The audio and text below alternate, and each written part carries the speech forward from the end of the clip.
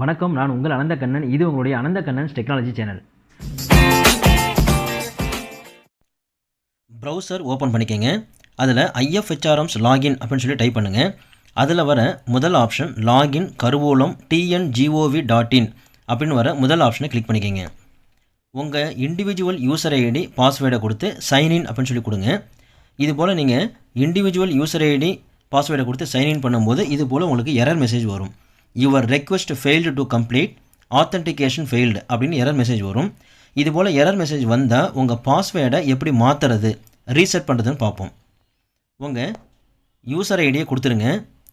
கீழே forgot password இருக்குது பாருங்கள், அதை கிளிக் பண்ணுங்கள். இப்போ அப்டேட் பாஸ்வேர்டு அப்படின்னு சொல்லி கேட்கும்.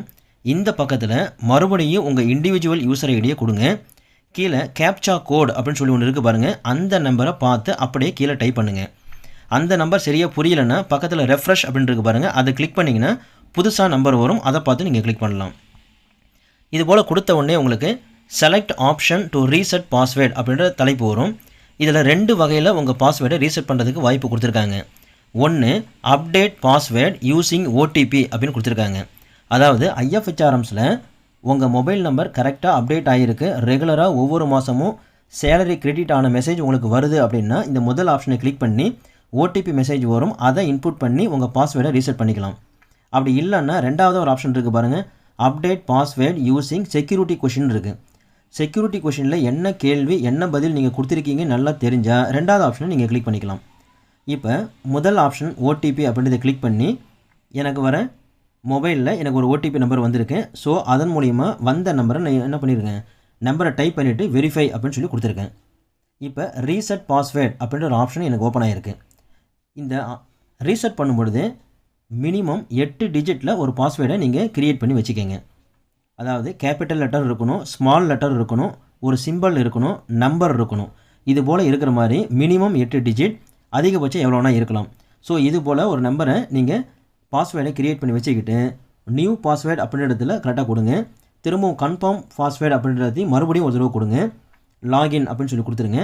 இப்போ உங்களுக்கு பாஸ்வேர்டு ரீசெட் ஆகிடுச்சு. உங்களுக்கு இப்போ மறுபடியும் லாகின் பேஜ் ஓப்பன் ஆகும். இப்போ இண்டிவிஜுவல் யூசர் ஐடியை கொடுங்க. புதுசாக க்ரியேட் பண்ண பாஸ்வேர்டை டைப் பண்ணிவிட்டு சைன்இன் அப்படின்னு சொல்லி கொடுங்க. இப்போ உங்களுக்கு பாருங்கள் IFHRMS உள்ளே என்டர் ஆகிடுச்சு, எந்த ப்ராப்ளமும் இல்லை. ஸோ ரைட் சைட் கார்னரில் இருக்கிற 3 லைன்ஸை கிளிக் பண்ணிக்கோங்க. ஸ்க்ரால் பண்ணி கீழே வந்தீங்கன்னா ரிப்போர்ட் அப்படின்றது பாருங்கள், அதை கிளிக் பண்ணிக்கோங்க. ஸ்க்ரால் பண்ணி கீழே வாங்க, பே ஸ்லிப் அப்படின்ற தலைப்புக்கு கீழே செலக்ட் மந்த் அப்படின்றது பாருங்கள்.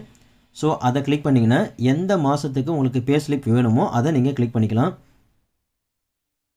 கிளிக் பண்ணிவிட்டு கீழே கோ அப்படின்றது பாருங்கள், அதை கொடுத்தீங்கன்னா கீழே பாருங்கள் டிசம்பர் 2021 அப்படின்றதுக்கு பே ஸ்லிப் டவுன்லோட் ஆகிடுச்சு. ஸோ டவுன்லோட் அப்படின்னு சொல்லி கொடுத்துருங்க. இப்போ டவுன்லோட் ஆன ஃபைலை WPS அப்படின்ற அப்ளிகேஷன் மூலிமா நீங்கள் ஓப்பன் பண்ணி உங்கள் டேட் ஆஃப் பர்த்தை பாஸ்வேர்டாக கொடுத்து உங்கள் பே ஸ்லிப்பை ஓப்பன் பண்ணி பார்க்கலாம். தேங்க்யூ.